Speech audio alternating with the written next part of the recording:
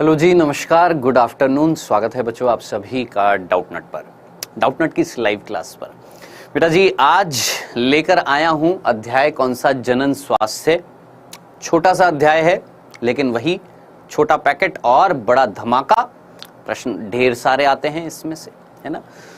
2020 में 2 प्रश्न आए थे, एक उसमें कोड में, दूसरे वाले कोड में भी 2-2, मतलब एवरेज अगर हम देखें तो 2 से 3 प्रश्न आ जाते हैं इस चैप्टर से। छोटा सा चैप्टर है लेकिन धमाकेदार है, बहुत इजी प्रश्न आते हैं। मुझे पता है आज मैं जो प्रश्न लेकर आया हूं, अगर आप पढ़कर आए हैं तो मुझे पता है आप सभी के सभी राइट आंसर करने वाले हैं। पढ़कर आए हैं? पहले तो जल्दी से मुझे बताएं। राम राम जी। अरे बाबू, हैप्पी जन्माष्टमी। राधे कृष्ण, राधे कृष्ण। हाँ जी, happy Janmashtami to all of you. हाँ जी, हैप्पी कृष्ण जन्माष्टमी। चलिए जी, good afternoon, good afternoon, good afternoon. हाँ जी, आप सभी को हार्दिक शुभकामनाएं जन्माष्टमी की। चलिए जी, पढ़कर आए हैं? यस सर, पढ़कर आए हैं। वेल डन, क्या बात है, मजा ही आ गया। देखिए, अगर पढ़कर आए हैं तो आज तो और जबरदस्त मजा आने वाला है, क्योंकि ये चैप्टर बड़ा इजी है और बड़ा इंटरेस्टिंग भी है ना। जब आपने पढ़ा होगा तो बड़ा मजा आया होगा, इस चैप्टर को पढ़ने में भी मजा भी आया, मौज भी आई, और इसके जब आप आंसर्स करेंगे तो आपको और आनंद आएगा, आनंद की अनुभूति होगी। राधे कृष्ण। है जी, चलिए जी। तो बेटा जी, जनन स्वास्थ्य, रिप्रोडक्टिव हेल्थ, इजी चैप्टर है, ज्यादा कुछ है नहीं इसमें, ऐसा टफ नहीं है। थोड़ा सा पोर्शन इसका स्टार्टिंग में थ्योरेटिकल है, लेकिन मेन इस चैप्टर में जो प्रश्न आते हैं, इसके लास्ट वाला जो भाग जो होता है ना, जिसमें हम पढ़ते हैं किस तरीके से जन्म का नियंत्रण किया जाता है, कौन सी तकनीक है जिससे जन्म का नियंत्रण किया जाता है। टेस्ट ट्यूब बेबी, परख नली। ज्यादातर आपको क्वेश्चंस कहां से मिलेंगे? परख नली वाले टेस्ट ट्यूब बेबी से मिलेंगे। ठीक है, चलो जी। हाँ जी, तो बेटा जी अब हम स्टार्ट करने वाले हैं जी, करें स्टार्ट। चलिए, तो बेटा आपको पता ही है प्रीवियस ईयर्स क्वेश्चंस होंगे। टाइमर आपको पता ही है 30 सेकंड का मिलेगा। जल्दी से आंखें फाड़कर जल्दी से प्रश्न को देखना है, ऑप्शंस देखने हैं, सही आंसर लगाना है, बस। राधे राधे, इतना सा ही काम करना है जी। और लास्ट में मुझे बताना है कि कितने आपके सही हुए हैं। ठीक है, चलो बेटा जी, नीट का एक कोर्स चल रहा है आपकी ऐप पर, जिसमें ये टीचर्स पढ़ा रहे हैं, जबरदस्त तरीके से पढ़ाई हो रही है और सिलेक्शंस भी हुए हैं। इस कोर्स में सब कुछ मिलेगा आपको, आपके डाउट्स क्लियर होंगे, सब कुछ दिया जाएगा, होमवर्क होंगे, नोट्स होंगे, टेस्ट होंगे, सब कुछ होएगा। आपको कुछ भी जानकारी लेनी है बेटा, इस नंबर पर संपर्क कर लीजिएगा, 012471158250। इस पर एक हल्की सी, छोटी सी, प्यारी सी मिस कॉल दीजिएगा, आपको सब कुछ बता दिया जाएगा। ठीक है, या अगर मेरे से कुछ पूछना है तो लास्ट में कमेंट सेक्शन में पूछ लीजिएगा। अब जरा जल्दी से, जो ऐप पर है उनके पास एक पोल आएगा, जरा जल्दी से रिप्लाई कर दीजिए, फिर आगे चलते हैं। अभी तक ऐसी कोई इंफॉर्मेशन नहीं है, ख्वाहिश ऐसा कुछ भी नहीं है। ठीक है, चलिए स्टार्ट करें। अरे ऐसे मत कहो प्रभु, नीट को पोस्टपोन मत करवाओ रे। बहुत मेहनत करी है बच्चों ने, बहुत मेहनत करी है, आप में से कई बच्चों ने बहुत मेहनत करी है, मत कराओ पोस्टपोन। आने दो, आने दो नीट के एग्जाम को। अरे इतना टाइम मिला, अब तो भयंकर प्रिपरेशन हो गई होगी, काहे पोस्टपोन? नहीं, मेरे हिसाब से, देखो ये मेरी पर्सनल राय है, नहीं होना चाहिए। ठीक है, आपकी क्या है जरूर मुझे बताइएगा। ठीक है, हाँ जी, चलें। सुमंत कुमार हैं, हार्ड आया था। अरे पढ़ाई नहीं करी तूने, है? चलो आगे चलें। हाँ जी, घोड़ा पाल की, जय कन्हैया लाल की। चलो जी, कन्हैया का नाम लेते हुए, कृष्ण का नाम लेते हुए स्टार्ट करते हैं। आज का पहला प्रश्न आता हुआ, सोच समझकर करिएगा, गलती मत करिएगा। कई बच्चे ये बोलते हैं सर मैंने जल्दबाजी में गलती से 1 से 2 प्रश्न गलत कर दिए थे। आपको अगर टाइमर से प्रॉब्लम है, थोड़ा सा टाइम एक्स्ट्रा ले लेना, लेकिन गलती मत करना, बस। ठीक है, चलो जी, पहला प्रश्न आता हुआ फर्स्ट।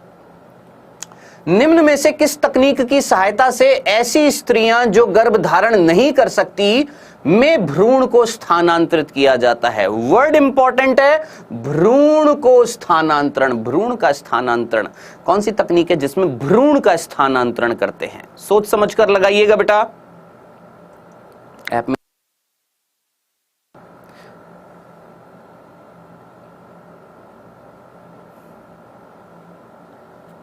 हाँ जी, गलती मत करना, आप पढ़कर आए हैं, सभी पढ़कर आए हैं, गलती मत करिएगा। इजी प्रश्न है, टाइम लेना है थोड़ा सा और ले लो, गलती मत करिएगा,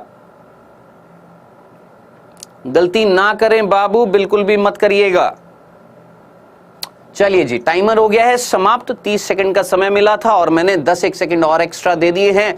आई होप आप सभी ने आंसर लगा दिया होगा। अब आप मुझे बताएं, पहले तो मुझे बताएं, ये शब्दों की फुल फॉर्म आपको पता है? ये जो शब्द यहां पर लिखे हुए हैं कौन कौन से लिखे हुए हैं, एक बार मैं पहले इनकी फुल फॉर्म बता देता हूं। ICSI, ZIFT, ZIFT यहां पर भी है, यानी 2 शब्द हो गए हैं। IUT 3 हो गए हैं। GIFT यानी 4 शब्द यहां पर दे रखे हैं। कौन कौन सा मेरे भाई, ध्यान से सुनिएगा। सबसे पहले ZIFT, IUT, GIFT और ICSI, ठीक है। इनकी तनिक फुल फॉर्म देख लीजिए। Zygote intra fallopian transfer. मुझे पता है आप पढ़कर आए हैं, कोई बात नहीं, जो नहीं पढ़कर आए हैं उनके लिए। IUT intra uterine transfer. Gamete intra fallopian transfer. Intra cytoplasmic sperm injection, ठीक है। अब इन चारों शब्द को जरा गौर से देखो। जिन्होंने गलती करी है, इतना सा सोचो कि ये जो 2 तकनीक हैं, ये जो 2 तकनीक होती हैं, इन दोनों तकनीक में हम स्थानांतरण करते हैं, ट्रांसफर करते हैं किसका? भ्रूण का। इन दोनों तकनीक में ट्रांसफर करते हैं किसका? भ्रूण का। एक तकनीक में हम फैलोपियन नलिका में करते हैं। फैलोपियन नलिका में कितनी कोशिकीय अवस्था? लगभग 8 कोशिकीय अवस्था में, 8 सेल स्टेज। और जो दूसरी तकनीक है, इसमें 8 से ज्यादा, यानी लगभग मान के चल लीजिएगा यहां पर हम 16 कोशिकीय अवस्था में यहां पर ट्रांसफर कर देते हैं, ठीक है। युग्मनज से लेकर 8 कोशिकीय अवस्था तक की जो अवस्था जो होती है उसको ट्रांसफर करते हैं फैलोपियन नलिका में, भ्रूण की उस अवस्था को। और अगर उससे ज्यादा होती है, जैसे 16 कोशिकीय अवस्था या उससे ज्यादा जो होगी, उसे हम ट्रांसफर करेंगे गर्भाशय में। ये दोनों तकनीक जो होती है जिसमें हम भ्रूण का स्थानांतरण करते हैं, ये आती है IVF के अंतर्गत, इन विट्रो फर्टिलाइजेशन, यानी कृत्रिम पात्र निषेचन जो होता है। समझ में आता है ना आपको कि कहीं ना कहीं हम शरीर के बाहर निषेचन करा रहे हैं। IVF इन विट्रो फर्टिलाइजेशन जो होता है, जिसमें हम शरीर के बाहर परख नली में क्या कराते हैं? निषेचन कराते हैं। जो भ्रूण बनता है, युग्मनज बनता है, उससे युग्मनज से 8 कोशिकीय अवस्था को हम फैलोपियन नलिका में स्थानांतरण करते हैं और उससे ज्यादा जो होती है उसको हम 16 कोशिकीय अवस्था को गर्भाशय में स्थानांतरित करते हैं। तो IVF के अंतर्गत ये 2 तकनीक आती है। अब ये है, जरा नाम में सोचिए, गैमेट। हम यहां पर किसको स्थानांतरित करते हैं? गैमेट, यानी युग्मक को स्थानांतरित करते हैं इस तकनीक में। युग्मक को कहां पर? फैलोपियन नलिका में।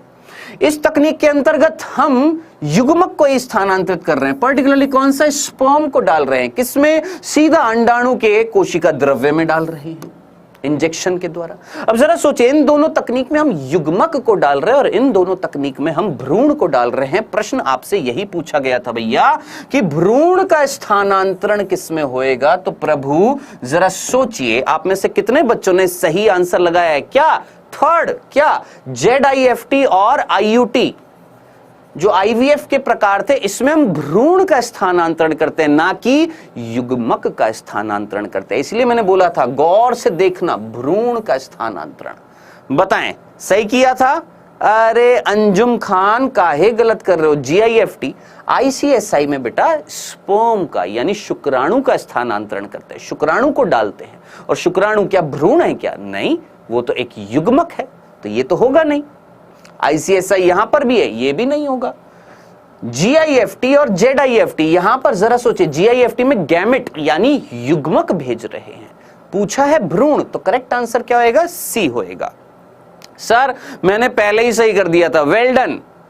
तो भैया आज की शुरुआत कैसी हुई है पहले तो जल्दी से मुझे बताओ, जबरदस्त हुई कि गलती कर दी है? हाँ जी बिल्कुल ले सकते हैं गौरव, बिल्कुल ले सकते हैं। पहले मुझे जल्दी से बताओ आज की शुरुआत कैसी हुई है, जबरदस्त कि हाँ गलती हो गई?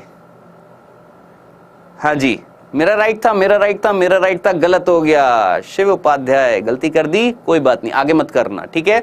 तो बेटा जिसको स्क्रीनशॉट लेना है इसका जरूर ले सकते हैं, सिंपल सी प्रक्रिया है, आप जानते हैं अच्छे तरीके से, ठीक है।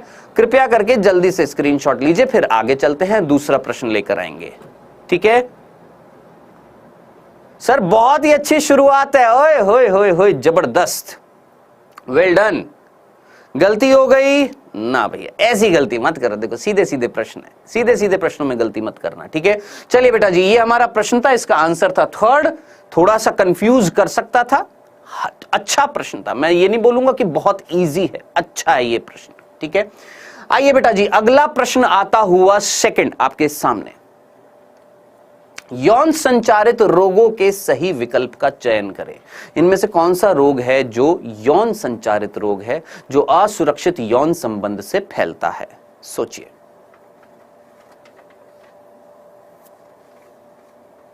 देखिए, बात ना करें और श्री कृष्ण का नाम लेते हुए सही कर दें।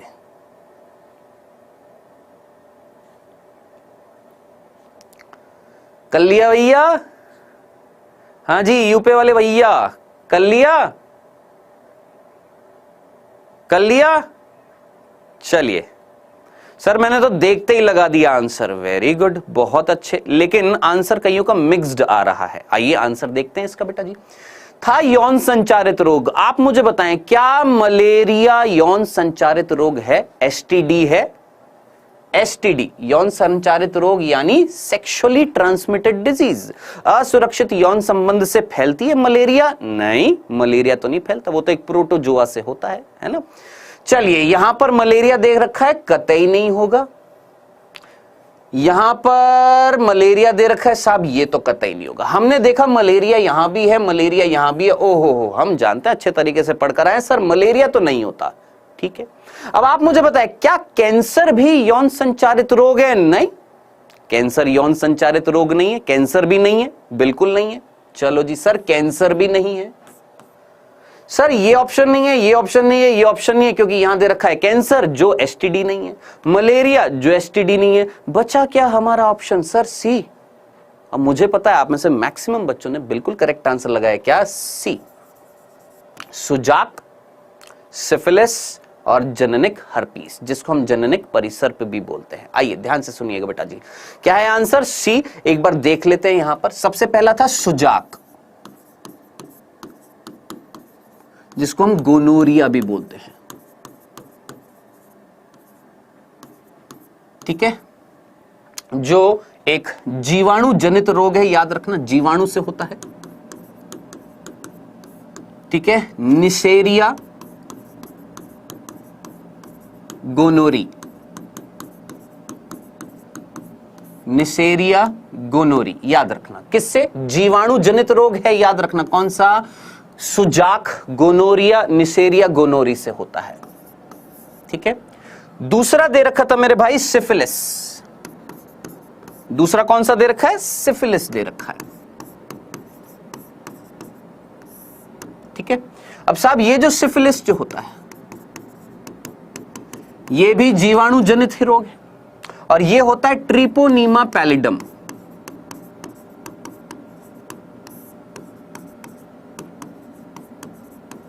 ट्रिपोनीमा पैलिडम जीवाणु से होता है, याद रखना। ये दोनों रोग जो थे, ये पहला और दूसरा, ये दोनों रोग याद रखना कैसे होते हैं? एसटीडी हैं, और तीसरा जननिक हर्पीज,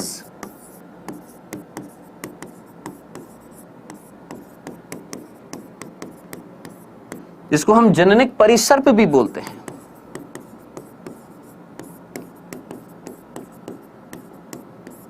ठीक है बेटा जी। ये जो रोग जो होता है, ध्यान से सुनना, ये जो रोग होता है ये विषाणु जनित होता है, वायरस से होता है, और उस विषाणु का नाम याद रखना हर्पीज, उस विषाणु का नाम याद रखना जिस विषाणु से ये होता है, हर्पीज, सिंप्लेक्स वायरस या विषाणु। हर्पीज सिंप्लेक्स वायरस या हर्पीज सिंप्लेक्स विषाणु, जिससे क्या होती है, जेनाइटल हर्पीज होती है, जननिक परिसर्प होता है, याद रखना। तो यहां पर ये जो 3 रोग थे प्रभु, याद रखना, इन 3 रोग में से ये दोनों जीवाणु जनित थे और ये आपका विषाणु जनित था, भूल मत जाना। अब ध्यान से सुनना, हमारी एनसीईआरटी साफ साफ बोलती है, ध्यान से सुनना, ये वाला जो रोग है, ये वाला, एक तो ये वाला, ठीक है, और 2 और रोग याद रखना, एक एचआईवी यानी एड्स और एक यकृत शोथ बी, यकृत शोथ बी। आपको अगर पट्टी दिखाई दे रही है लाल वाली तो मैं भैया से बोल देता हूं, हटा देंगे। यकृत शोथ बी यानी हेपेटाइटिस बी, हेपेटाइटिस बी, यकृत शोथ बी जिसमें यकृत संक्रामित होता है, और एड्स जिसमें हमारा प्रतिरक्षा तंत्र खत्म सा ही हो जाता है, ठीक है, एड्स एचआईवी से होता है। भैया ये दोनों रोग, ये भी दोनों विषाणु जनित है, ये हेपेटाइटिस वायरस से होता है और ये एचआईवी वायरस से होता है, और ये मैंने आपको बता दिया हर्पीज सिंप्लेक्स वायरस से होता है। याद रखना ये 3 रोग, ये 3 रोग कौन कौन सा, एक तो ये वाला, याद रखिएगा, एक तो कौन सा, ये वाला, एक एड्स और एक ये रोग। ये तीनों रोग जो हैं इनका कोई समाधान नहीं है, इनके खिलाफ कोई प्रतिजैविक नहीं बनी है, तो इनको हम जड़ से खत्म नहीं कर पाते हैं, ठीक है, इनका इलाज नहीं है कुल मिलाकर। बाकी जो है उनका इलाज है, उनके खिलाफ प्रतिजैविक बनाई हुई है, एंटीबायोटिक्स बनी हुई है। इन 3 रोग को याद रखना, भूल मत जाना, याद रखना, इनका कोई ट्रीटमेंट नहीं है ना, इनका कोई क्योरमेंट नहीं है, इनको जड़ से हम खत्म नहीं कर पाएंगे, याद रखिएगा। बताएं आप में से कितने बच्चों ने आंसर लगाया था इसका, अरे दूसरा आ गया, 30 का आंसर क्या लगाया था, सी लगाया था, यही लगाया था, yes, no antibodies, well done. चलें आगे, बातें तो नहीं कर रहे ना, क्लियर है, राइट है। आइए बेटा जी आगे चलते हैं। अब आता हुआ आपका तीसरा प्रश्न, जिसको ये नोट डाउन करना है कृपया करके ये नोट डाउन कर लीजिएगा, जल्दी से नोट कर लीजिएगा, और जिनको पता है वेल डन, बहुत अच्छी बात है। चलें आगे बेटा जी, लेकर आए तीसरा प्रश्न। आइए बेटा तीसरा प्रश्न लेकर आते हैं, थर्ड। निम्न में से कौन सी एसटीडी का पूरी तरह उपचार नहीं हो सकता?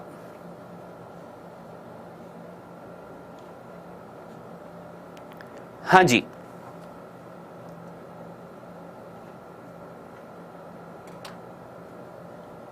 इनमें से किसका उपचार पूरी तरीके से नहीं होता है? सोच समझकर बताइएगा।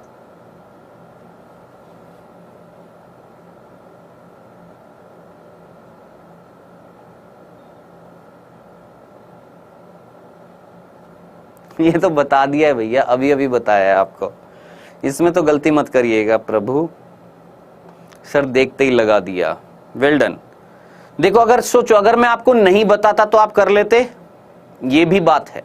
मैं अगर आपको नहीं बताता तो आपको पता था या नहीं पता था? अगर पता था इट मीन्स आप पढ़ कर रहे हैं, नहीं पता था अगर आपने ध्यान से सुना है तो याद रखना सीधा सीधा आंसर है जननिक परिसर्प, यकृत शोथ बी और एचआईवी एड्स। ये किससे हो रहा है मेरे भाई? मैंने आपको बता दिया है और आंसर है इनका पूर्ण रूप से उपचार नहीं है। सर ये तो हलवा था, ठीक है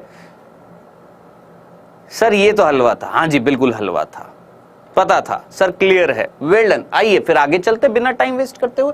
आइए बेटा जी चौथा प्रश्न सोच समझ कर करिएगा, 2020 का ये भी। प्रोजेस्टेरॉन का अकेले या एस्ट्रोजन के साथ एक गर्भ निरोधक के रूप में उपयोग किस प्रकार से होता है? यानी हॉर्मोन्स इनमें से किस तरीके से यूज में लिए जाते हैं?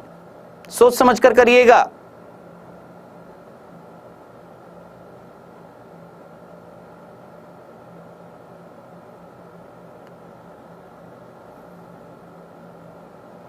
शनाया रेजबी, अभी बेटा जी प्लीज एक बार अभी पहले क्वेश्चन कर लें फिर बात कर लेना, ठीक है? कमेंट सेक्शन में लिख दिया करो, अगर आपको कोई बात करनी होती है, कुछ पूछना होता है तो आप कमेंट सेक्शन में लिख दिया करो, मैं रिप्लाई दे देता हूं।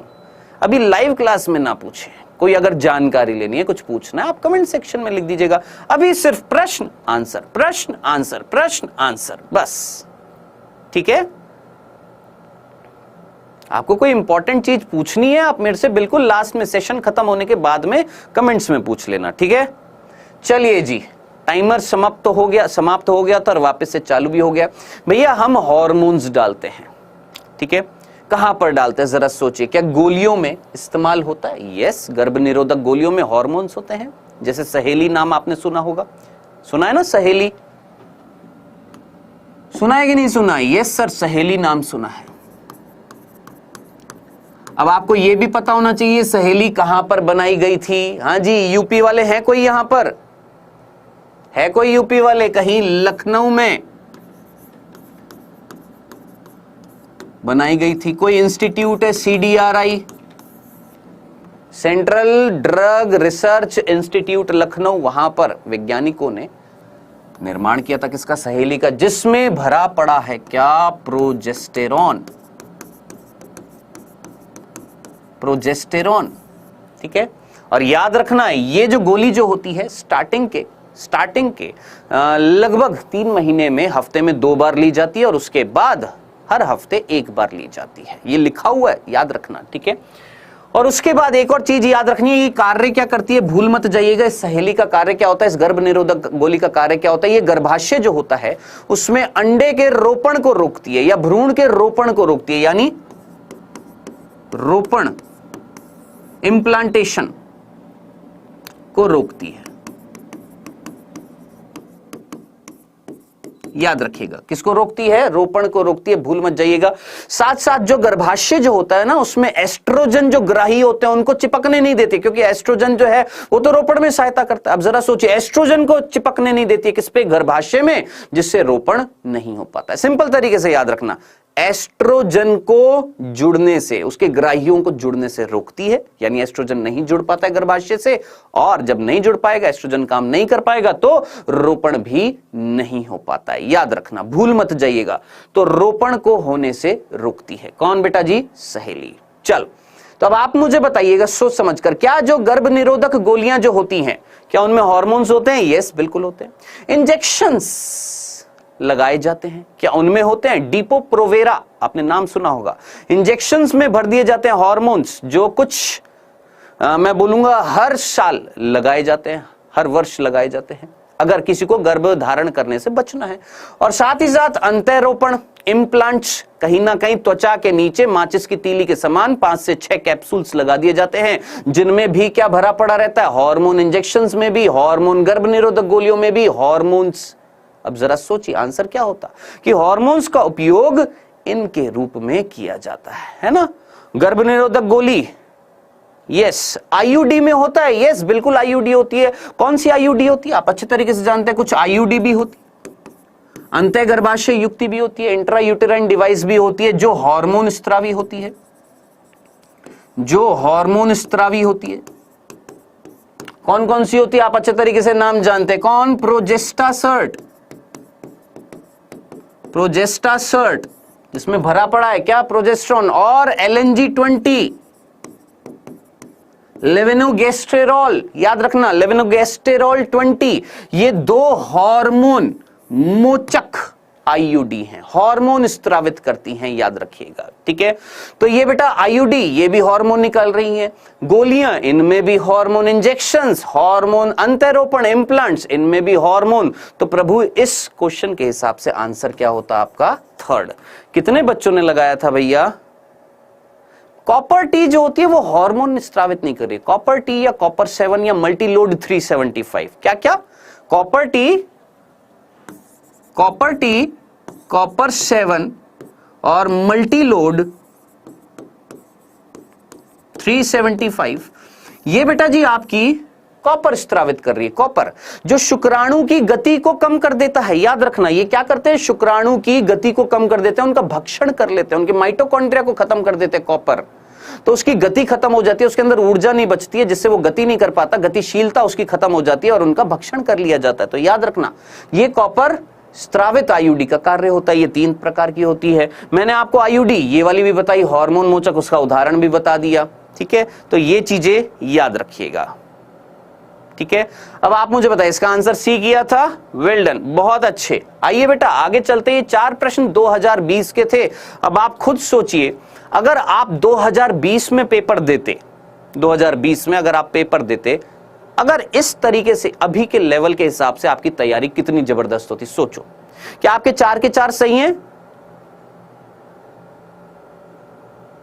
क्या आपके 4 के 4 सही हैं? जरा जल्दी से मुझे बताएं। यस सर, 4 के 4 सही हैं।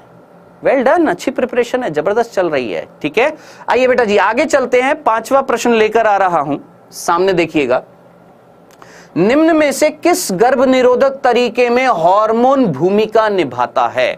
यह प्रश्न बहुत जबरदस्त है, बहुत ही अच्छा प्रश्न है, दिमाग हिला देने वाला प्रश्न है 2019 का।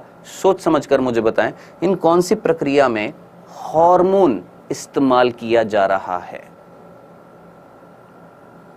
हार्मोन यूज में आ रहा है। टाइम एक्स्ट्रा लेना है, ले लेना, एक्स्ट्रा लेना है, ले लो, लेकिन गलती मत करना। कितना? हाँ जी,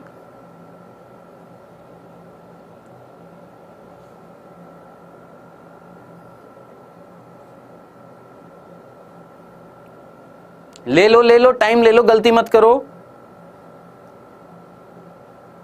वेल डन सोनम गुप्ता, बहुत सही बेटा। हाँ जी, कंफ्यूज हो गए? कोई ऐसा भी बच्चा है जो आंसर नहीं देना चाहता, स्किप करना चाहता है, बोला नहीं आता? ऐसा भी है या सारे के सारे बस लगाते जा रहे हो?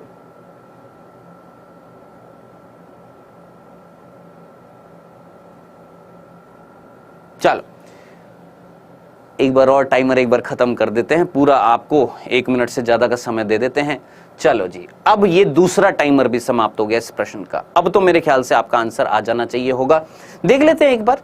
देखिए, सबसे पहले नीचे से गोलियां होते हैं हार्मोन, आपातकालीन गर्भ निरोधक।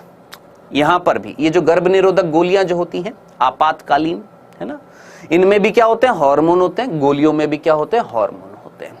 लेकिन रोधक विधियां जो होती हैं, रोधक विधियां जो होती हैं, ठीक है, जिसमें एक व्यक्ति, एक दंपति जोड़े अपने आप को रोक रहे हैं, क्या करने से? संभोग करने से, या संभोग की चरम सीमा आने से पहले ही कहीं ना कहीं अपने आप को रोक लिया एक नर ने शुक्राणु को, वीर्य को सेचन से। तो क्या यहां पर हार्मोन का इस्तेमाल होता है? ना, इसमें हार्मोन का इस्तेमाल नहीं होता, तो गलत हो गया ये वाला। चलो, कॉपर टी, अरे भैया कॉपर आ गया, ये तो वैसे ही गलत हो गया, क्योंकि कॉपर टी तो कॉपर स्त्रावित करती है, हार्मोन थोड़ा ना है। ये भी गलत, ये भी गलत। ये फिर से रोधक विधियां आ गई हैं। ओहो हो, रोधक विधियां, अपने आप को रोक लेना। क्या इसमें कोई हार्मोन इस्तेमाल होएगा? नहीं नहीं नहीं नहीं, कोई हार्मोन इस्तेमाल नहीं होएगा, खत्म। अब बचा आपका पास पहला ऑप्शन। अब देखिए यहां पर आपातकालीन गर्भ निरोधक गोलियां, जैसे उदाहरण आईपिल, जिसमें भर भर के हार्मोन्स होते हैं, जो एक आर्तव चक्र को बिल्कुल पलट कर रख देते हैं, ठीक है, जिसका दुष्प्रभाव पड़ता है एक मादा के शरीर पे। चलिए, ये आपातकालीन गर्भ निरोधक गोलियां, इनमें हार्मोन्स होते हैं, यस, बहुत अत्यधिक मात्रा में होते हैं। गर्भ निरोधक गोलियां इनमें भी बिल्कुल होते हैं। अब ये जो था, ये क्या था? स्तनपान अनार्तव। कौन था भैया? स्तनपान अनार्तव। अब ये कंफ्यूज करता है, स्तनपान अनार्तव।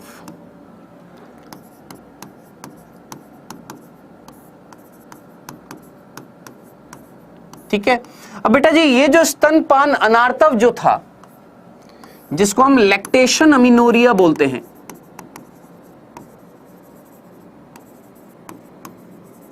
ठीक है, इसमें क्या होता है आप अच्छे तरीके से जानते हैं।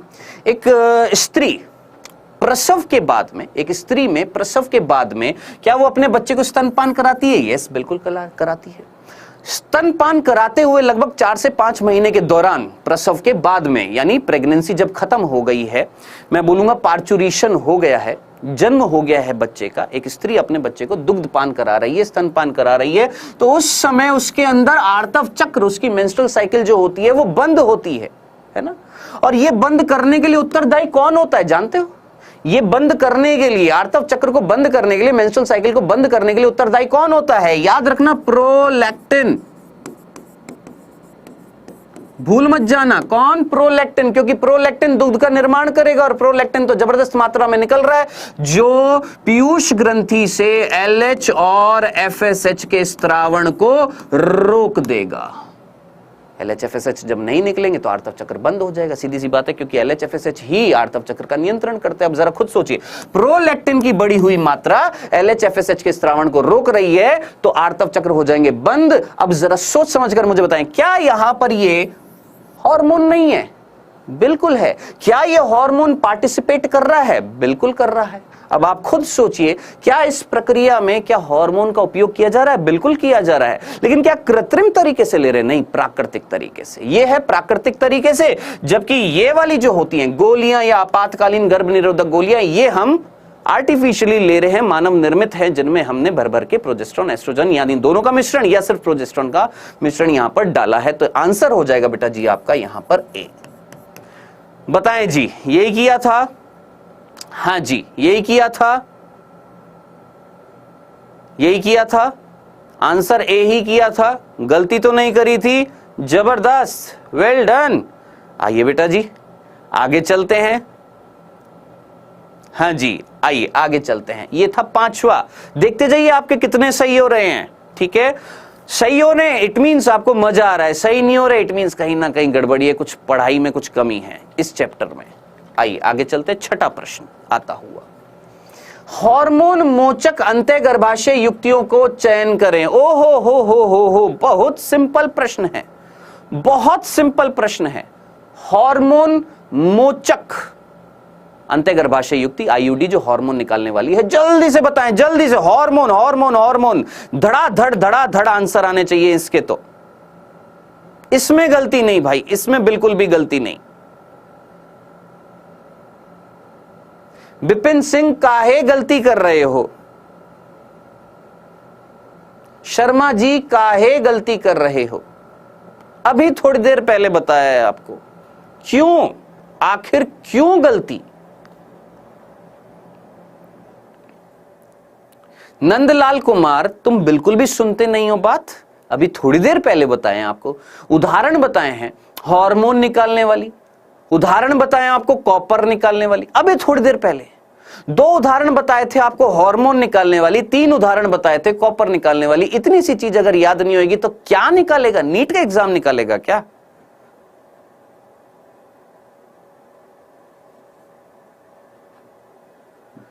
हाँ जी बताओ, सिंपल सा प्रश्न था। सी आंसर क्या?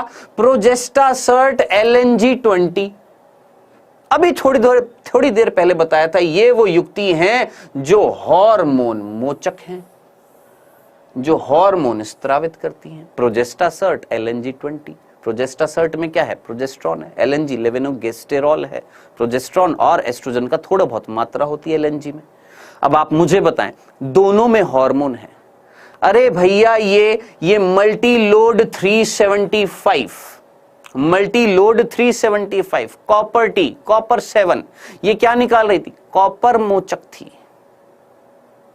ठीक है, और लिपिस लूप जो होती है, याद रखना, लिपिस लूप ये क्या होती है? ये भी IUD होती है, लेकिन ये स्टेनलेस स्टील से बनी होती है, कुछ नहीं निकाल रही है, सिर्फ भक्षण कर रही है किसका? शुक्राणु का। तो ये चीज याद रखना, भूल मत जाइएगा। यहां पर 2 मेन है, लिपिस लूप भी याद रखना, 3 है। एक हार्मोन, कौन सी? ये दोनों। कॉपर स्त्रावित करने वाली 3, कॉपर टी, कॉपर 7, मल्टीलोड 375, और सिर्फ कुछ भी नहीं निकालेगी, स्टेनलेस स्टील से बनी हुई है, कौन सी? Lippes loop. बाकी वॉल्ट्स जो होता है, वॉल्ट्स, डायाफ्राम, ये सारे की सारी क्या होती है? ये आपके रोधक विधियों के अंतर्गत आते हैं। ठीक है, जिसका इस्तेमाल सिर्फ मादा करती है, जबकि कंडोम जो होता है उसका इस्तेमाल मादा और नर दोनों करते हैं, वो रोधक विधियों के अंतर्गत आते हैं। ठीक है, तो बेटा जी कृपया करके ऐसी भारी गलती मत करना। इतने सिंपल प्रश्न को अगर आप गलत कर रहे हैं, ना ना ना ना ना ना ना, फिर नहीं, ऐसे मजा नहीं आएगा। देखो, है ना, इतने सिंपल प्रश्न को गलत मत करो। चलो जी आगे चलते हैं, हौसले बुलंद रखो अपने। आइए 7वां प्रश्न बेटा जी आता हुआ, निम्न में से कौन सा यौन संचारित रोग पूर्णतः साध्य नहीं है, यानी पूर्ण रूप से उसको ट्रीटमेंट नहीं होएगा, यानी पूर्ण रूप से उसका इलाज नहीं है। ये आप जानते हैं, सोच समझ कर करिएगा, सब कुछ जानते हैं आप, बस भारी भारी गलतियां कर रहे हैं, वो मत करो। बहुत अच्छे रोशन कुमार, वेल डन। विपिन सिंह, आप गलती मत करना।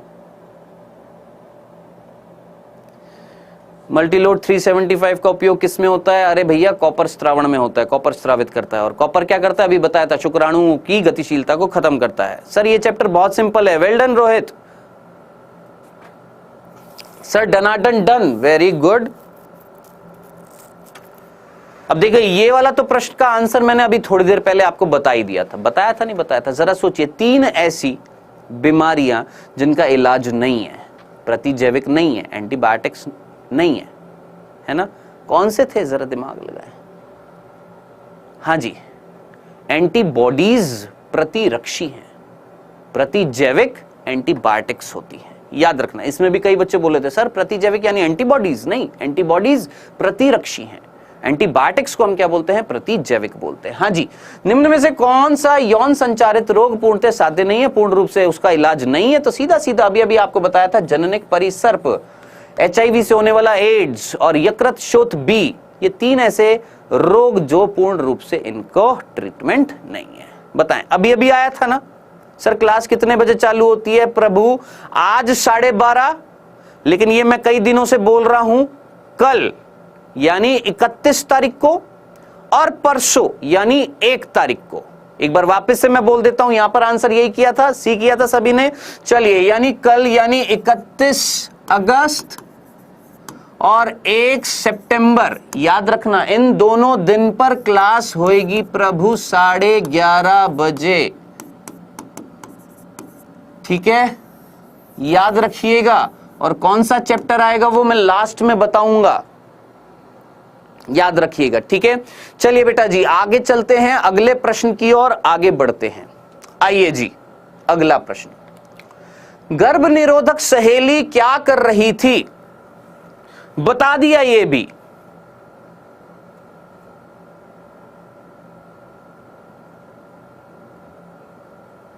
ओके प्रज्ञा, ठीक है बेटा। सर आज 12:30 नहीं दिख रहा था, क्या बात कर रहे हो? मेरे को तो दिख रहा था। जल्दी से आंसर लगाओ, गर्भ निरोधक सहेली क्या कर रही थी? बताओ रे, अभी तो बताया था, थोड़ी देर पहले बताया है। मैं आपको बता भी देता हूं फिर भी गलती कर रहे हो, ऐसे मत करो ना। कितने? हाँ जी, ऐप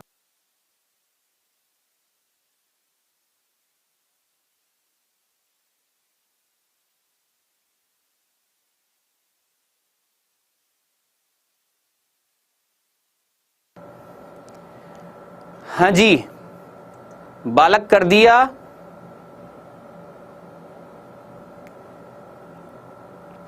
हाँ जी कर दिया। चलिए जी, आवाज नहीं आ रही है? नहीं, आवाज आ रही है।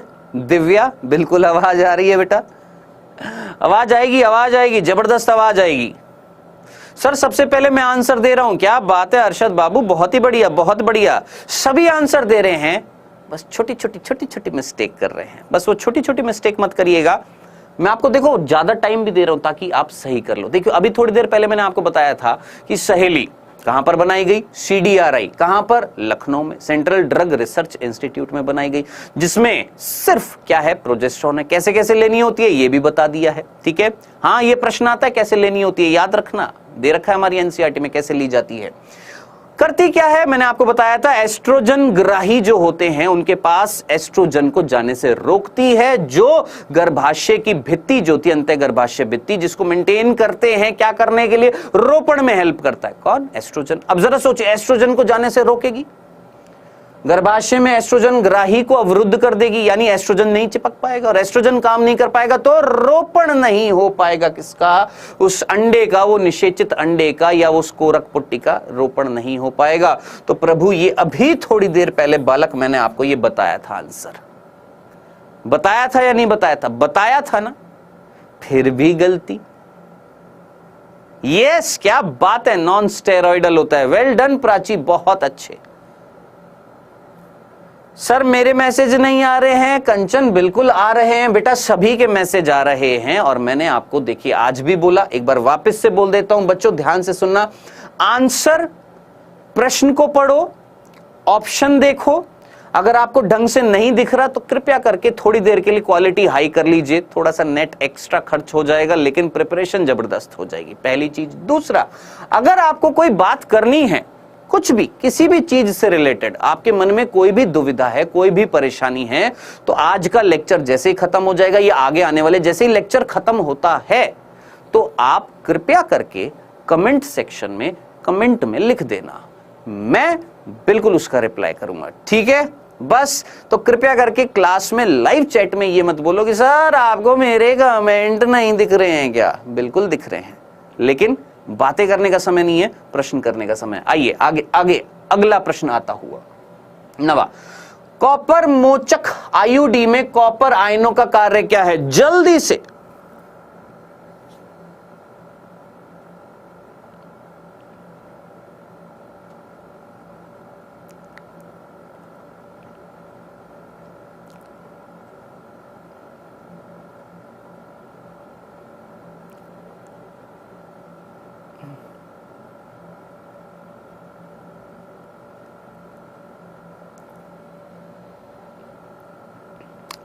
भैया, ये तो 5 सेकंड में आंसर आना चाहिए था, फटाक से ऑप्शन देखते ही। 1 सेकंड में एक ऑप्शन, दूसरे सेकंड में दूसरा ऑप्शन, तीसरे सेकंड में तीसरा ऑप्शन, चौथे सेकंड में चौथा ऑप्शन, पहले सेकंड में आपका प्रश्न देखना था।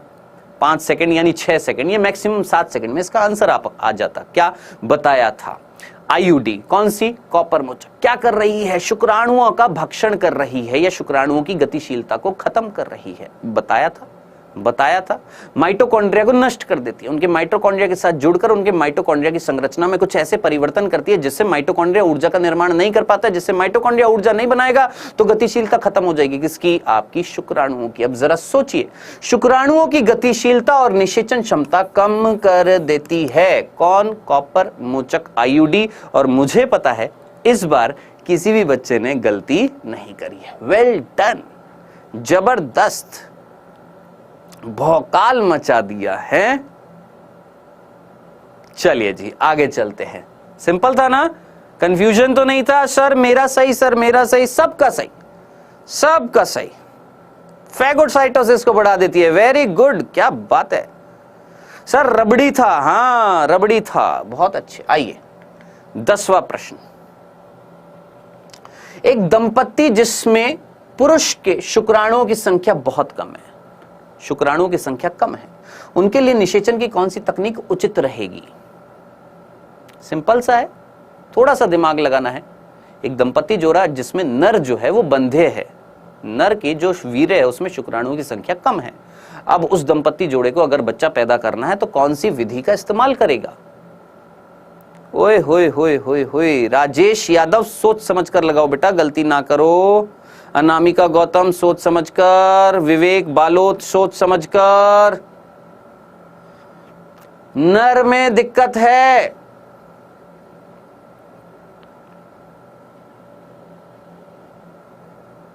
ठीक है, पूर्ण रूप से बंधे नहीं है नर, शुक्राणु पैदा कर रहा है, बस शुक्राणुओं की संख्या कम है।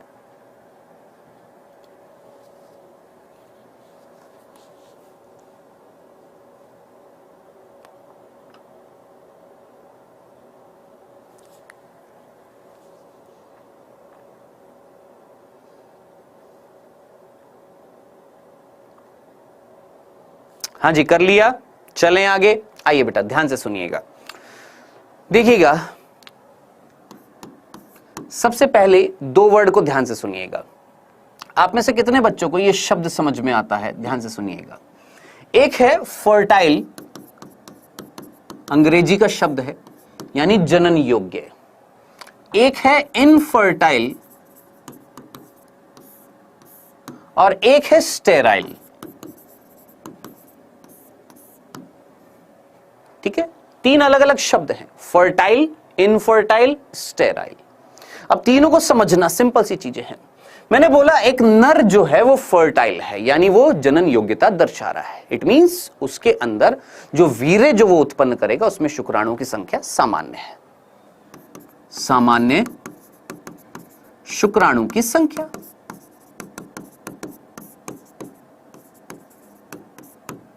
200 से 300 मिलियन।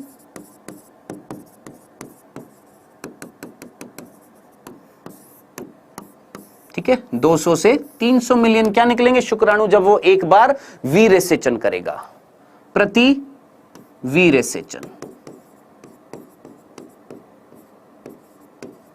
जब वो संभोग के दौरान स्त्री के योनि भाग में जब वो वीर्य सेचन करेगा तो एक बार वीर्य सेचन में लगभग 200 से 300 मिलियन क्या रिलीज हो रहे हैं, शुक्राणु रिलीज हो रहे हैं वीर्य में। ठीक है सर, ये व्यक्ति क्या कहला रहा है, फर्टाइल।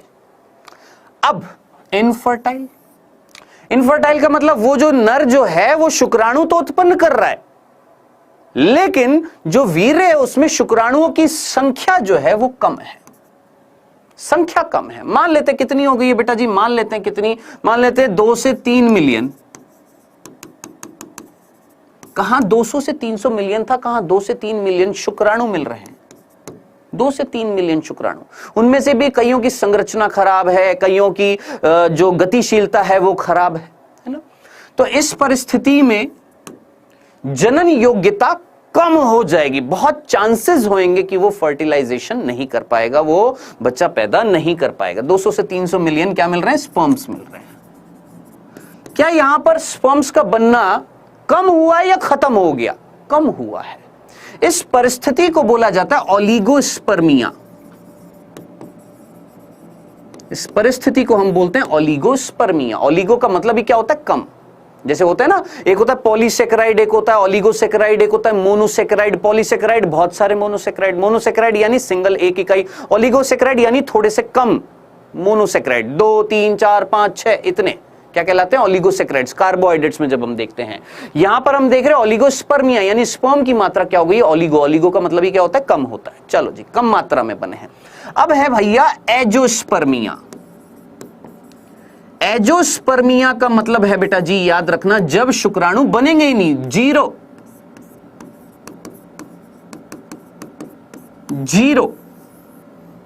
शुक्राणु है ही नहीं। तो जब एजोस्पर्मिया होती है, ध्यान से सुनना, जब एजोस्पर्मिया होती है तो इस परिस्थिति में हम किसी डोनर से, किसी दाता से क्या लेते हैं, शुक्राणु लेते हैं। ठीक है, और दाता से शुक्राणु लेकर, ध्यान से सुनना, किसी दाता से शुक्राणु लेकर कोशिका में अंतःक्षेपित करते हैं, यानी आईसीएसआई करते हैं इस कंडीशन में।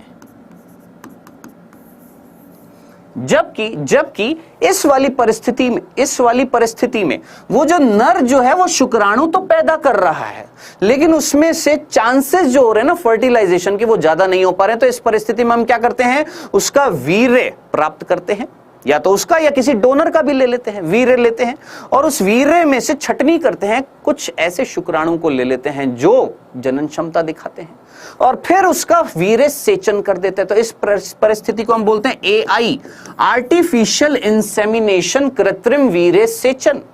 अब आप मुझे बताएं, अगर किसी में इनफर्टिलिटी है तो हम कराते हैं एआई, और किसी में स्टर्लिटी है, नर की बात करा रहे हैं, तो मुख्य रूप से क्या कराते हैं, आईसीएसआई। अब जरा सोचिए, अगर इसको आप समझ गए होंगे तो आपके हिसाब से आंसर क्या होना चाहिए था, इसका क्या होना चाहिए था, सी, कृत्रिम वीर्य सेचन। क्यों? क्योंकि साफ साफ लिखा है पुरुष में शुक्राणुओं की संख्या कम हो रही है, खत्म नहीं हुई है, कम हो रही है। आया, बताएं, किया, गलती हो गई, कोई बात नहीं। अब जो चीज बताई है कृपया करके इस चीज को याद रख लेना। ये 3 परिस्थितियां, एजोस्पर्मिया, ओलिगोस्पर्मिया, ठीक है, ये सामान्य व्यक्ति है, कोई प्रॉब्लम नहीं है इसमें। सर डी का मतलब बता दीजिए। बताया तो सही है, अंतः कोशिकीय शुक्राणु निक्षेपण, यानी कहीं ना कहीं आईसीएसआई, इंट्रासाइटोप्लाज्मिक स्पर्म इंजेक्शन। जब शुक्राणु बन ही नहीं रहे हैं तो किसी और से शुक्राणु लिया जाएगा, उस शुक्राणु के जो मटेरियल उसको सीधा कोशिका के अंदर डाला जाएगा, अंडाणु के अंदर डाला जाएगा। समझ में आया, याद रखिएगा। चलिए, तो बेटा जी इसका आंसर था क्या बेटा, हमारा थर्ड था। चलें आगे, गलती कर दी है, चलिए अजय कुमार, इसका आंसर सी रखना बेटा, ठीक है, भूल मत जाइएगा। आइए बेटा जी 11वां प्रश्न, मिलान करना है सूची पहली का सूची दूसरी से, और ऑप्शंस आपके सामने। मैं थोड़ा साइड में हट जाता हूं ताकि आपको दिखाई दे जाए। वैसे तो बहुत छोटा है, कोशिश करिएगा देखने की, टाइम ज्यादा लगे ज्यादा ले लेना। हाँ जी विक्की डोनर, ठीक है। नहीं भूमिका, इसका आंसर सी लगाइएगा बच्चे। अरे नंदलाल कुमार, कुछ नहीं लेकर जाना, जो तेरे पास एप्लीकेशन फॉर्म आएगा, जो एडमिट कार्ड होएगा वो लेकर चला जाना, ठीक है। और एक कॉपी कह रहा हूं, एक वो लेकर चला जाइए, पेंसिल पेन।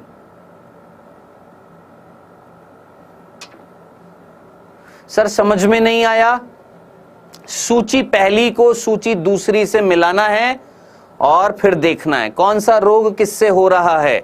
अभी थोड़ी देर पहले बताया था, मैं बिल्कुल साइड में खड़ा हूं ताकि आपको ऑप्शंस दिखाई दे जाएं। पहला ही देख लो कि आंसर आ जाएगा। चलिए जी, टाइमर भी समाप्त हो गया था, दूसरी बार चल गया है। हां जी सुजाक, गोनोरिया किससे हो रहा था? निसेरिया गोनोरी। ये लो जी, ए का है 2। अब साहब ए का 2 यहां है और कहीं है ही नहीं। लो जी, धड़ाम से आंसर आता मेरा, धड़ाम से। ये ए का 2। सुजाक किससे हो रहा है? निसेरिया से। एड्स किससे हो रहा है? HIV से। सिफिलिस किससे हो रहा था? ट्रिपोनीमा पैलिडम से। जननिक मस्से किससे होते हैं? पैपिलोमा वायरस से होते हैं। खत्म। ये आप मानव स्वास्थ्य और रोग चैप्टर में भी पढ़ते हैं, रोग जहां पर है वहां पर भी पढ़ते हैं और यहां पर भी पढ़ते हैं। भैया STD आती है कि नहीं आती है? बिल्कुल आती है STD। उसमें ये आती है या नहीं आती है? बिल्कुल आते हैं। ये सारी की सारी क्या है? ये सेक्सुअली ट्रांसमिटेड डिजीज है। ये बिल्कुल इजी प्रश्न था, बहुत इजी प्रश्न था और धड़ाम से इसका आंसर आना था। बताएं, यही किया था। Well done. आइए आगे चलते हैं बेटा जी। ये था 11वां प्रश्न। आगे बढ़ते हैं। आंसर इसका ए था। विद इन 2 to 3 सेकेंड्स में आंसर आ जाता, सिर्फ पहला करेक्ट अगर हो जाता था। ठीक है, आइए बेटा जी 12वां लेकर आए। सर पहले ही लगा दिया था। ठीक है निधि, बता दूंगा बेटा। आइए आगे चलते हैं। 12वां, निम्नलिखित में से कौन सा हार्मोन निर्मोचक IUD होता है? झट से आंसर लगाओ, फट से, झट से, फट से, झट से, फट से, फटाफट। हार्मोन कौन स्त्रावित कर रहा है? बहुत सिंपल है, बहुत सिंपल है, बहुत सिंपल है।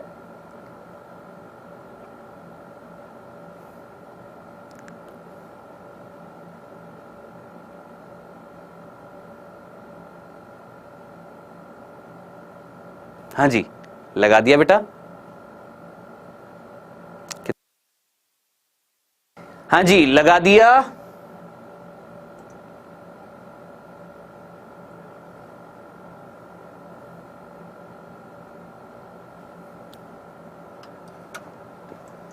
चलिए जी, बहुत सिंपल सा आंसर था। टाइमर समाप्त हो चुका है।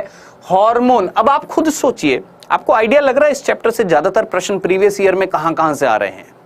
इस चैप्टर का जो लास्ट पोर्शन है ना, वहां से ज्यादातर प्रश्न आए हैं। लास्ट जनसंख्या, कैसे कैसे गर्भधारण को रोकेंगे, मतलब कुल मिलाकर चैप्टर का जो आखिरी भाग है ना, क्या कि जन्म नियंत्रण तकनीक जो है उनसे ज्यादातर प्रश्न आए हैं, जन्म नियंत्रण तकनीकों से। तो वो जो लास्ट का टॉपिक है ना इस चैप्टर का, उसे अच्छे से कर जाइएगा। 2 प्रश्न आने की संभावनाएं होती हैं इस चैप्टर से। चलिए जी, बहुत सिंपल सा आपका LNG20 लेवेनगेस्टेरॉल और कौन सा होता है? प्रोजेस्टासर्ट। ये 2 होते हैं हार्मोन मोचक, ये दोनों कॉपर मोचक और ये कुछ भी मोचक नहीं है। ठीक है, याद रखिएगा। दोबारा आया है, बिल्कुल मेरे भाई। अब यूं एग्जैक्टली हूबहू तो नहीं आया ना, बस वर्डिंग्स ही तो चेंज हुई है। जरा सोचिए, 2016 में भी आया है, 2014 में भी आया है। खुद सोचिए, वापस आ जाएगा तो मौज हो जाएगी आपकी। हैं, आइए चलते हैं, आगे बढ़ते हैं। नेक्स्ट 13वां प्रश्न। हाँ जी, शुक्रवाहक उच्छेदन यानी वेसेक्टोमी के बारे में निम्नलिखित में से कौन सा गलत है? गलत।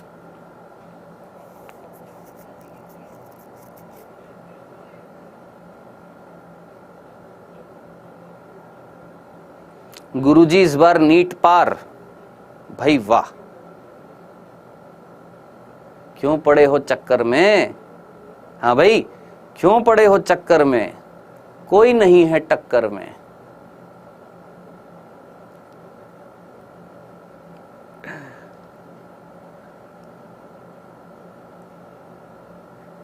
हाँ जी, पूरे लेसन में वही सब कुछ है। चलिए जी, कर लिया। अब ये थोड़ा सा सर, कल क्लास कितने बजे स्टार्ट होएगी? 11:30, 11:30 लास्ट में भी बता दूंगा, ठीक है? हाँ जी, तो इसका आंसर किस किस का सही है वो देखने से पहले एक बार मुझे ये बताइए, क्या आप ये जानते हैं शुक्रवाहक उच्छेदन जानते हैं, वेसेक्टोमी जानते हैं? आइए बेटा जी, कुछ शब्द मैं बता रहा हूं। वेसेक्टोमी, ट्यूबेक्टोमी, मेस्टेक्टोमी और हिस्टेरेक्टोमी, ठीक है? ये हैं 4 टोमी। कितने टोमी? 4 टोमी। 4 टोमी याद रखना। कौन सा टोमी? वेसेक्टोमी। फिर कौन सा टोमी? ट्यूबेक्टोमी। फिर कौन सा टोमी? मेस्टेक्टोमी। फिर कौन सा टोमी? हिस्टेरेक्टोमी। कितने टोमी? 4 टोमी, ठीक है? अब साहब, इन टोमी क्या है? इन टोमियों में क्या करते हैं? ध्यान से सुनना। सबसे पहले ये किसमें होता है? नर में। ये किसमें? मादा में। ये किसमें? मादा में। ये किसमें? मादा में। इसमें क्या करते हैं बेटा जी? अगर गर्भाशय में कैंसर हो जाता है या गर्भाशय खराब हो जाता है, गर्भाशय में कोई ऐसी परिस्थिति है जो शरीर के लिए हानिकारक है, तो इसमें क्या करते हैं? पूरे के पूरे गर्भाशय को ही शरीर से निकाल देते हैं। यानी गर्भाशय को निकाल देना कुल मिला के। यानी इस तकनीक में यूट्रस जो होता है उसको शरीर से निकाल दिया जाता है। चलिए जी, मेस्टेक्टोमी क्यों निकाला था? क्योंकि कैंसर हो चुका था। किसमें? मान लेते हैं गर्भाशय में, गर्भाशय कैंसर जो होता है। और भी कई सारे कारण होते हैं, अभी सिर्फ मेन मेस्टेक्टोमी। भैया इसमें क्या करते हैं? अगर स्तन ग्रंथियों में कैंसर हो जाता है, याद रखना, किसमें? स्तन ग्रंथियों में कैंसर हो जाता है, ब्रेस्ट कैंसर जिसको हम बोलते हैं, तो उसमें क्या होता है? स्तन ग्रंथियों को शरीर से अलग कर दिया जाता है। किसको? स्तन ग्रंथि को, मैमेरी ग्लैंड्स को यहां से क्या कर दिया जाता है? हटा दिया जाता है शरीर से, ठीक है? ट्यूबेक्टोमी, अब जरा खुद सोचिए, मेस्टेक्टोमी किस में होगी बेटा जी? आपका मादा में होगी, मुख्य रूप से ज्यादातर किस में होगी? मादा में। हिस्टेरेक्टोमी गर्भाशय। ट्यूबेक्टोमी आप अच्छे तरीके से जानते हैं, फैलोपियन नलिका जो होती है, फैलोपियन नलिका जो होती है, जिसको हम डिंब वाहिनी या अंड वाहिनी या फैलोपियन नलिका बोलते हैं, इसको काटकर बांध दिया जाता है, ठीक है? ये एक स्थायी उपचार है। किस चीज का? जन्म नियंत्रण का। स्थायी, याद रखना, स्थायी। ये दोनों स्थायी विधि होती हैं, स्थायी विधि होती हैं, परमानेंट मेथड्स होते हैं किसके? बर्थ कंट्रोल के, स्थायी विधि, ठीक है? और नर में आप जानते हैं कहीं ना कहीं शुक्रवाहक जो होता है, जिसको हम वास डिफरेंस बोल रहे हैं, ठीक है? इसको काटकर बांध देते हैं, तो क्या कहलाता बेटा जी? आपका वेसेक्टोमी, ठीक है? अब आप मुझे सिंपल सी बात बताइएगा, शुक्रवाहक को काट रहे हैं तो क्या अधिवृषण में, सोचना, अगर आपको पिछला चैप्टर याद है, कहीं ना कहीं एक नर में शुक्राणु कहां से कहां आए थे? वृषण के अंदर शुक्रजनक नलिका से किसमें आए थे? वृषण जालिका में। वृषण जालिका से किसमें आए थे? याद करिएगा, किसमें? शुक्र वाहिका में, यानी वासा एफरेंशिया से। फिर वासा एफरेंशिया यानी शुक्र वाहिका से किसमें आए थे? अधिवृषण यानी एपिडिडाइमिस में। अब एपिडिडाइमिस से किसमें जाते हैं? शुक्रवाहक में। आप शुक्रवाहक को अगर काट रहे हो, बांध रहे हो, तो क्या अधिवृषण में नहीं होंगे शुक्राणु? अरे होंगे, अधिवृषण में होंगे कि नहीं होंगे? होंगे। एपिडिडाइमिस में होंगे कि नहीं होंगे? होंगे। लेकिन यहां पर प्रश्न में पूछा गया था कि कौन सा गलत है। यहां पर बोल रखा है कि एपिडिडाइमिस में ना शुक्राणु नहीं होंगे। अरे प्रभु, होंगे। स्पर्म बनता है? यस। कई बच्चों का यह प्रश्न होता है कि अगर नर में वेसेक्टोमी कर देते हैं तो क्या वो वीर्य उत्सर्जित करता है? करता है, लेकिन उस वीर्य में शुक्राणु नहीं होते हैं। वीर्य में शुक्राणु नहीं होते। तो correct answer is C.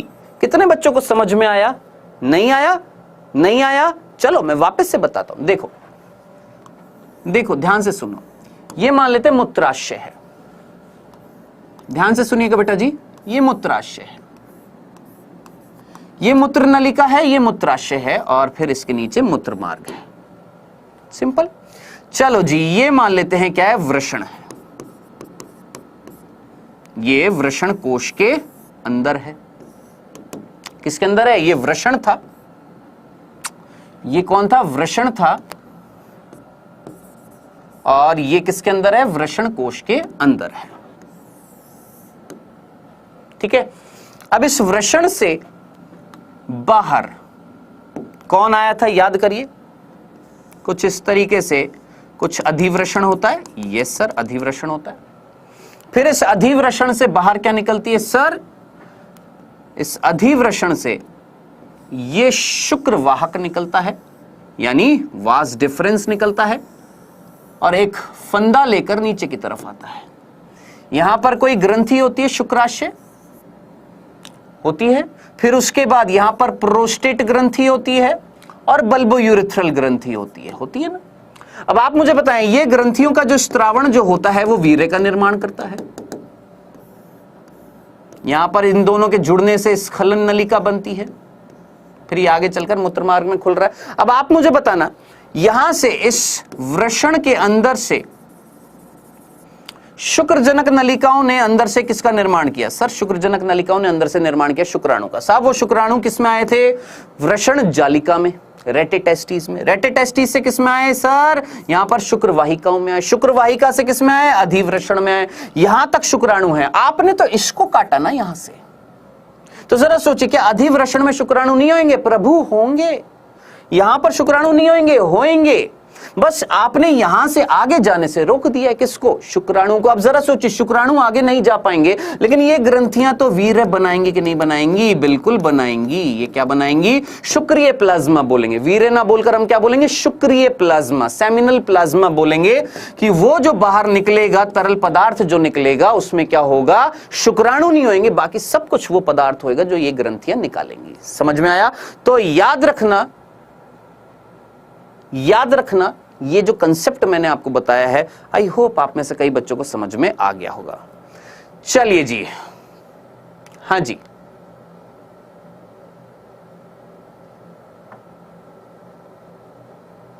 Sir इसका आंसर बी। बेटा तेरे से ना गलत पूछा है, गलत, सही नहीं पूछा, गलत पूछा है। वीर्य में शुक्राणु नहीं होते, अभी तो बताया। वीर्य में शुक्राणु नहीं होंगे, तो ये कथन क्या हो गया? सही है। वीर्य में शुक्राणु नहीं होंगे, ये करने से वीर्य में शुक्राणु नहीं होंगे। हाँ, नहीं होंगे, शुक्राणु ही तो नहीं होंगे, बाकी तो होएगा ना, सब कुछ होएगा। ठीक है, ये कथन सही। अनुत्क्रमणी बंध्यता, यानी स्थायी रूप से और वापस से इनको बांध देना। किनको? इन शुक्र वाहक को वापस से बांध देना बहुत ही निम्न स्तर पर होता है या नहीं हो पाता है। हाँ जी, ये कथन भी सही है।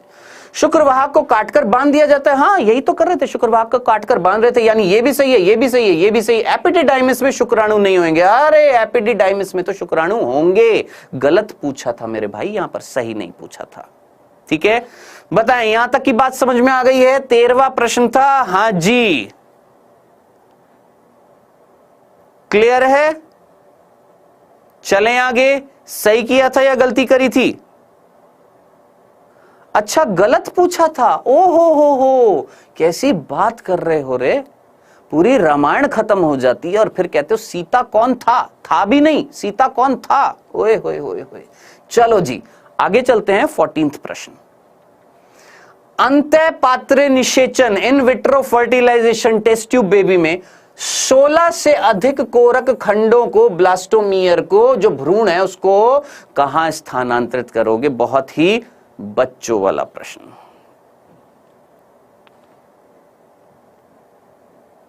सर एपिडिडाइमिस कहां होता है?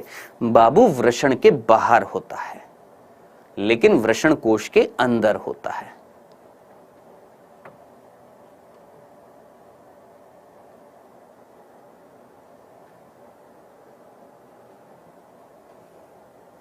कर लिया? टाइमर हो गया समाप्त। देखते हैं जरा कितने बच्चों ने किया है। अभी बताया था और बहुत सिंपल था। पात्र निषेचन, अंतःपात्र निषेचन यानी शरीर के बाहर, इन विट्रो शरीर के बाहर कहां पर हो रहा है, एक परख नली में हमने निषेचन करा दिया, क्या बना दिया, युग्मनज बना दिया। अब युग्मनज से लेकर 8 से 16 या मैक्सिमम 8 बोलते हैं कोशिकीय अवस्था को हम कहां स्थानांतरित करते थे, फैलोपियन नलिका, लेकिन उससे ज्यादा जो होगी जैसे 16 या उससे अधिक जो होगी उसको हम कहां पर स्थानांतरित करेंगे, आईयूटी, अंतः आईयूटी क्या, अंतरा गर्भाशयी स्थानांतरण, इंट्रा यूटेराइन ट्रांसफर, आईयूटी कहां पर करेंगे मेरे भाई, गर्भाशय में करेंगे। आलो जी, बहुत सिंपल प्रश्न, बहुत सिंपल प्रश्न, यही किया था। यस सर मैंने जल्दबाजी में गलती कर दी, ऐसी गलती ना कर मेरे भाई, ऐसी गलती ना कर, ना कर। ये मैं जो टाइमर लेकर आ रहा हूं इसका यूज, इसको सही ढंग से यूज करो, क्योंकि इसका इंपैक्ट गलत भी हो सकता है। आप जल्दबाजी में आप गलत आंसर कर दोगे, ठीक है। तो कृपया करके ऐसा ये निर्धारित नहीं कर दिया हमने कि 30 सेकंड में देना ही देना है। आपको थोड़ा सा टाइम एक्स्ट्रा लग रहा है, ले लो, मना नहीं है, लेकिन गलती मत करो। कोशिश करो जल्दी सही करने की, दिमाग तेजी से दौड़ाने की, सही आंसर लाने की, ठीक है, क्योंकि यही हमें नीट के एग्जाम में भी करना है। चलिए बेटा जी, नेक्स्ट 15वां प्रश्न आता हुआ, उल्बवेधन एमनियोसेंटेसिस के संदर्भ में निम्नलिखित में से कौन सा असत्य है। फिर से ध्यान से सुन लो, कौन सा गलत है। 3 चीजें सही होंगी, 1 गलत होएगा, पढ़िए कौन सा गलत है। बहुत अच्छा है ये प्रश्न, बहुत अच्छा। वेल डन प्रज्ञा, अभी तक सारे सही हैं, बहुत अच्छे।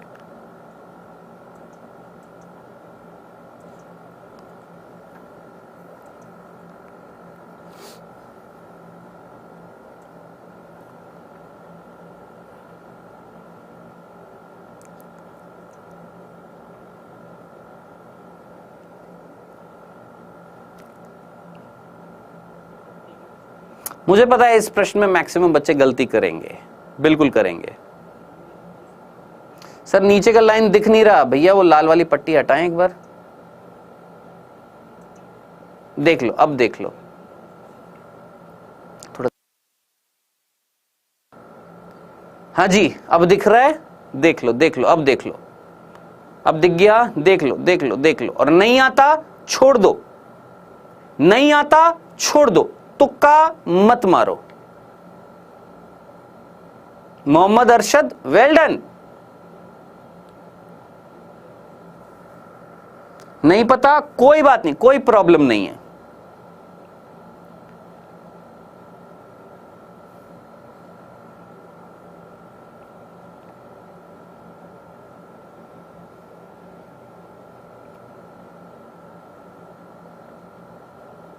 चलें चलें चलें आगे चलें। देखिए कौन सा पूछा है, असत्य है, असत्य पूछा है ना। यानी 3 चीजें यहां पर सही हैं। एक एक करके पहले सही देख लेते कौन कौन सा है। इसे प्रसव पूर्व यानी प्रसव से पहले, यानी पार्चुरेशन से पहले, यानी जन्म से पहले लिंग निर्धारण के लिए प्रयुक्त किया जाता है। यस, किया जाता है, जो एक गलत इस्तेमाल है। यस बिल्कुल है, गलत है इस्तेमाल, और जिस पर रोक लगा दी भी गई है ना। हाँ जी, प्रसव से पहले किया जाता है, लिंग निर्धारण का पता लगाने के लिए बिल्कुल किया जाता है, मना नहीं है। सर उल्बवेधन क्या है, अरे मोरी अम्मा, इसको यही नहीं पता कि उल्बवेधन क्या है, एमनियोसेंटेसिस क्या है। बेटा एक बात मुझे बस इतनी सी बता दे, एमनियोटिक तरल जानता है? एमनियोटिक तरल, एक बच्चा जब गर्भ में होता है तो उसके चारों तरफ एक तरल होता है जिसका नाम होता है एमनियोटिक तरल, होता है ना। हम क्या करते हैं इस तकनीक के अंतर्गत, लगभग 14 से 16 वर्ष की जब प्रेगनेंसी, 14 से 16 महीने की, सॉरी 14 से 16 हफ्ते की वर्ष महीना 14 से 16 हफ्ते की, सप्ताह की जो प्रेगनेंसी होती है, गर्भावस्था होती है, उस दौरान हम क्या करते हैं, इस ड्यूरेशन में क्या करते हैं, जो तरल होता है ना उस बच्चे के चारों तरफ, उस तरल को बड़ी बारीकी से क्या करते हैं, निकालते हैं। ठीक है, तरल का नाम क्या है, एमनियोटिक फ्लूइड, एमनियोटिक तरल, उसको निकाला। अब आप बोलेंगे क्यों निकालते हैं सर, चलो ये तो सही हो गया, इतना तो आपको समझ में आ गया कि ये सही कथन है, इस दौरान करते हैं। ठीक है, अब सर क्यों निकाला, उसमें क्या कर रहे हैं। अब आप जानते हैं एक डॉक्टर जिसने डॉक्टरी करी है, उसने पढ़ाई करी है, उसको पता है कि एक सामान्य प्रेगनेंसी और एक ऐसी प्रेगनेंसी, एक ऐसा गर्भधारण जिसमें उसको लगता है कि हां बच्चा जो है उसमें कोई आनुवांशिक विकार हो सकता है, आनुवांशिक विकार हो सकता है ना। आनुवांशिक विकार याद रखना, कौन सा विकार, जेनेटिकल डिजीज हो सकती है, उसको लगा, ऐसा हिंट मिला, है ना। अब उसने क्या करवाया, एमनियोसेंटेसिस करवाया, उस एमनियोटिक तरल को निकाला। अब सर एमनियोटिक तरल निकालने से क्या होगा, उस तरल में क्या मिलेगा, आप मुझे बताएं। मैं मान लो स्विमिंग कर रहा हूं, क्या कर रहा हूं, स्विमिंग कर रहा हूं, तो क्या मेरी त्वचा और पानी के बीच में घर्षण हो रहा है, यस सर हो रहा है, बिल्कुल हो रहा है। और उस घर्षण से कहीं ना कहीं मेरी त्वचा की कुछ कोशिकाएं निकलकर किसमें आ जाएंगी, पानी में आ जाएंगी। बस वही चीज है, बच्चा भी तो अंदर क्या है, तैर ही रहा है, स्विमिंग ही तो कर रहा है, अंदर एक तरल के अंदर ही तो है, उसकी त्वचा की कुछ कोशिकाएं निकल कर उस तरल में आ गई होंगी, यस बिल्कुल आ गई होंगी। हमने उस तरल को निकाला, उस तरल में से कोशिकाओं को निकाला। अब कोशिकाओं की संख्या कम होगी तो पहले कोशिकाओं को बढ़ा देंगे एक संवर्धन माध्यम में, चलो कोशिकाएं आ गई हैं, फाइनली उस कोशिका के अंदर केंद्रक में जो डीएनए होएगा उसका एनालिसिस किया जाएगा। क्या बोला, वो बच्चा जो भी पैदा नहीं हुआ उसकी कोशिका हमारे पास आ गई, उस कोशिका के अंदर जो केंद्रक है, उस केंद्रक में जो अनुवांशिक पदार्थ है, डीएनए गुणसूत्र, उसका हम क्या करेंगे, अध्ययन करेंगे। बाबू जरा सोच, अगर गुणसूत्र का अध्ययन करेंगे तो पता नहीं लग जाएगा कि उसमें XX है कि XY। अगर XX मिल गया इट मींस लड़की, XY है इट मींस लड़का, यानी हम लिंग तो पता लगा ही लेंगे, साथ ही साथ आनुवांशिक विकार, डाउन सिंड्रोम 21वें गुणसूत्र की त्रिसूत्रता के कारण होता है, पता है ना। डाउन सिंड्रोम याद है ना, 21 क्रोमोसोम जो होता है उसकी सूत्रता बढ़ जाती है, 3 गुणसूत्र हो जाते हैं डाउन सिंड्रोम में। तो क्या है ये, एक आनुवांशिक विकार है, यस आनुवांशिक विकार का पता लगाने के लिए किया जाता है, लेकिन इसका गलत इस्तेमाल हो रहा था क्या करने के लिए, लिंग का पता लगाने के लिए, सेक्स का डिटर्मिनेशन करने के लिए। ये भी सही, ये भी सही, ये भी सही, तो गलत क्या, जरा सोचिए। खंड तालु, ये तालु, ये हमारी जीभ जो है, हमारी जीभ जो होती है, इस पे अगर कट लग जाए, खंडित हो जाए ये, ठीक है। ये अंडर वाला, ये क्लेफ्ट देख रहे हो, ये अंदर, ये भाग है ना, अगर इसमें कट लगा हो, क्लेफ्ट पैलेट बोलते हैं इसको। तो जरा सोच समझकर मुझे बताएंगे, क्या ये रोग आनुवांशिक है, नहीं सर ये रोग आनुवांशिक नहीं है। अब जरा सोच समझकर मुझे बताएं, अगर तालु खंडित हो रहा है, ये आनुवांशिक विकार नहीं है क्या, कभी सुना है ऐसा रोग आनुवांशिक विकार है, नहीं ऐसा रोग आनुवांशिक विकार नहीं है। अब जरा सोचिए, ऐसा रोग अगर आनुवांशिक विकार नहीं है तो एमनियोसेंटेसिस में हम क्या करते हैं, आनुवांशिक विकार का पता लगाते हैं। तो मेरे भाई ये कथन हो गया है गलत, ये हो गया सरासर गलत। पता है, क्लियर है। कितने बच्चों ने सी लगाया था। अगर आप जानते एमनियोसेंटेसिस क्या होता है तो आप सही लगा देते। एमनियोसेंटेसिस में लिंग का पता लगाते हैं, यस लगाते हैं। आनुवांशिक विकार का पता लगाते हैं, यस लगाते हैं। मेन इस तकनीक का इस्तेमाल किस लिए किया जाता है, आनुवांशिक विकार पता लगाने के लिए। डाउन सिंड्रोम एक आनुवांशिक विकार है, ये साहब इसके द्वारा हम लिंग का भी पता लगा लेते हैं। और 14 से 16 सप्ताह के दौरान जो गर्भ जो होता है, गर्भावस्था होती है, उस दौरान किया जाता है। खत्म। ये एक कायिक बीमारी है, जननीय बीमारी। ये एक मैं बोलूंगा आनुवांशिक रोग नहीं है, एक कायिक रोग है, याद रखना, भूल मत जाइएगा, ठीक है। चलिए सर, इसकी टेस्ट सोनोग्राफी से की जाती है। बेटा sonography is different, ultrasound is different. ये एक टेस्ट है, वो भी एक टेस्ट है, दो अलग अलग चीजें हैं, ठीक है। आइए, ये 15वां प्रश्न था, देखिएगा कितने बच्चों का सही हुआ था, ठीक है। Mohammad Arshad, sonography is different, amniocentesis is different, दो अलग अलग टेस्ट है ये। आइए बेटा 16वां प्रश्न, एक निसंतान दंपत्ति को GIFT नामक तकनीक के द्वारा बच्चा प्राप्त हो सकता है। इस तकनीक का पूरा नाम, ओए होए होए होए होए होए, GIFT का पूरा नाम हिंदी में जरा सोचो, इंग्लिश में तो मैंने आपको बताया।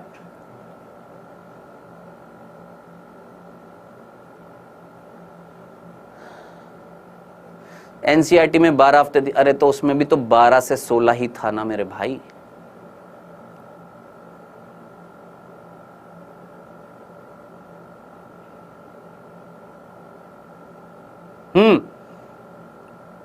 इसमें तो गलती नहीं करी ना, सही किया है इसका। टाइमर समाप्त हो गया है। GIFT, gamete intra fallopian transfer, युग्मक को डाल रहे हैं कहां पर? फैलोपियन नलिका में। तो अब आप जरा सोचिए, अंतः फैलोपियन नलिका में युग्मक का स्थानांतरण, क्या इतना सा शब्द पढ़ने के बाद भी जजमेंट तो लगा सकते हो ना कि GIFT में किसका स्थानांतरण कर रहे हैं? गैमेट का, यानी युग्मक का। कहां पर कर रहे हैं? फैलोपियन नलिका के अंदर कर रहे हैं। बताओ, इतना सा अल्ले छोना बाबू जैसा क्वेश्चन आया था, बताओ कर दिया? सही किया है? सेकंड ही किया है ना? पक्का ना? हाँ जी,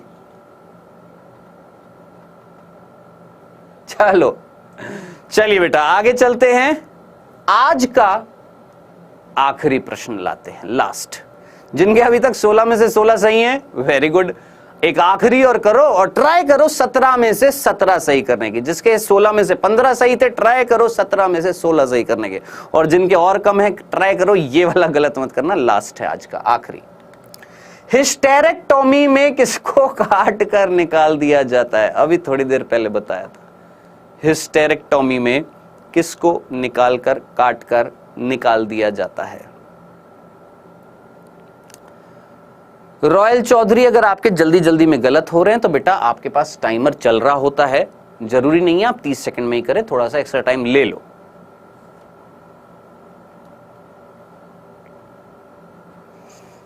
हाँ जी,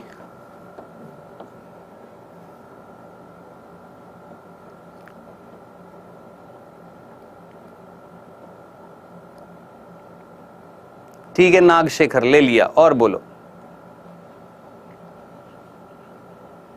हाँ जी, 17 में से 17। ये बच्चा बोल रहा है सर मेरे 17 में से 17 सही हो गए, यानी उसको पूरा भरोसा है कि मेरा आंसर ठीक है। यस, मुझे भी पता है, मुझे भी भरोसा है कि आपका आंसर बिल्कुल सही है। क्या स्तन ग्रंथियों को निकाल देते? ये कौन सा बांगड़ू है रे? ये कौन था जिसने डी आंसर लगाया? Target NEET. अबे ऐसे नीट का टारगेट तेरा पूरा होएगा हैं? हिस्टेरेक्टोमी अभी अभी थोड़ी देर पहले बताया था।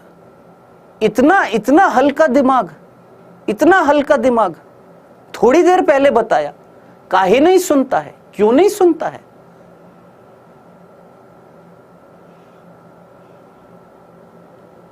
फिर कहते हो कि सर हमारे ना जल्दबाजी में गलत हो गए। अरे सुना करो, तभी तो जल्दबाजी नहीं करोगे और सही करोगे।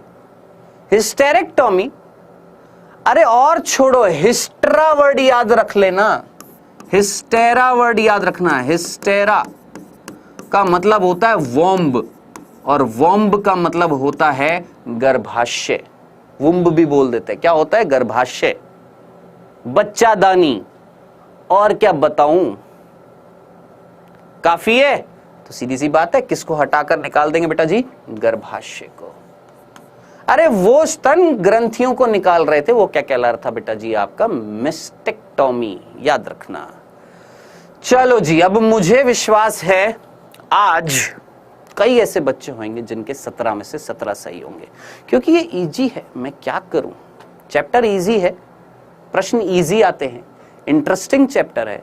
इस चैप्टर का लास्ट वाला जो भाग है बहुत इंटरेस्टिंग है, बड़ा आनंद आता है वो पढ़ने में, और बड़ा ही आनंद आता है उसके क्वेश्चंस को हल करने में। और मेरे ख्याल से आप सभी को बड़ा ही आनंद आया होगा, जिनके सारे सही हैं, जिनके 16 सही हैं, जिनके 15, 14 जितने भी सही हैं। ठीक है, चलिए जी, क्या बात है अर्पिता राठौड़, क्या बात है, वेल डन गुड़िया, बहुत अच्छे। चलो बेटा जी, अब अगला चैप्टर जो कल आएगा वो है मानव स्वास्थ्य और रोग।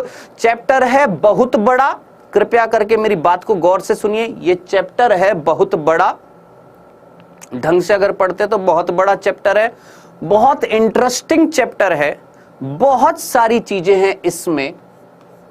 ठीक है, और इस चैप्टर को अच्छे से पढ़िएगा, क्योंकि इससे भी भरमार आती है किसकी?